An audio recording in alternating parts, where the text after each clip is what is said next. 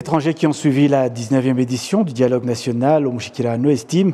que ce forum, mis en place par le Rwandais, est une excellente initiative qui vient cimenter les acquis d'unité et de réconciliation des Rwandais 30 ans après les génocides commis contre les Tutsis. C'est en tout cas le point de vue de Damien Mouzoum, ressortissant béninois qui vit ici au Rwanda. Je pense, à mon avis, depuis des années que je suis ceci, au moins une quinzaine d'années maintenant que je suis l'actualité depuis le Rwanda, et je vois que ces genres d'instruments facilitent une forme de cohésion sociale et une forme d'adaptation de notre société où on peut quand même, nos pays puissent quand même avoir des systèmes qui puissent de leur ancienneté, de la royauté et tout ce que nous avions de bien dans le continent avant et de l'intégrer dans le système gouvernemental aussi moderne ou modernisé que cela semble s'implanter. Alors, qu'est-ce que nous pouvons, comme cette initiative par exemple de Mushikirano, qui puisse aider nos populations à se sentir vraiment en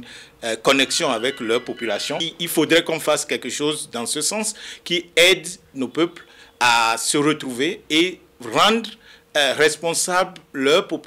dirigeants et que les dirigeants aussi partagent leurs frustrations et leurs défis avec leur population. Je venais de dire que nous avons même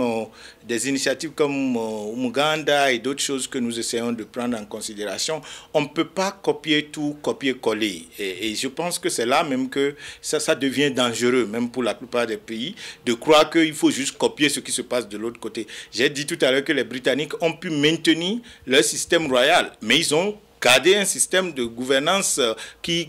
dont ils veulent voir l'alternance chaque fois et même parfois même de trop. Mais ça se passe chez eux. Alors, pour nous, qu'est-ce que nous pouvons prendre comme valeur que nous allons aussi vendre au monde? Souvent, c'est ce qui manque pour nous les Africains. On pense que tout ce qui est bon doit venir de dehors et le peu que nous avons, on ne veut même pas valoriser ça. Et là, pour moi, je pense que valoriser ce genre d'initiative que d'autres Africains peuvent prendre sans aucune honte d'avoir quelque chose qui est bien, que même la plupart de nos civilisations africaines avaient ça. C'est juste qu'avec le temps, on a tout perdu, avec l'esclavage et la colonisation et tout ce que nous avons eu, nous avons tout perdu. Aujourd'hui, est-ce qu'on peut se regarder dans le visage et dire, bon, si c'est le fait qu'on dit ça vient du Rwanda qui dérange certaines personnes, alors comment vous pouvez le concevoir en fonction de ce qu'ils ont eu dans leur propre histoire et mettre ça en considération? Parce que quand moi je vais dans des pays comme l'Ouganda, où les gens continuent de s'agenouiller, et ils ont inclus ça dans leur famille culture et c'est comme ça ils y croient. Je pense qu'il faudrait quand même qu'aujourd'hui, quand on regarde ça par rapport au manque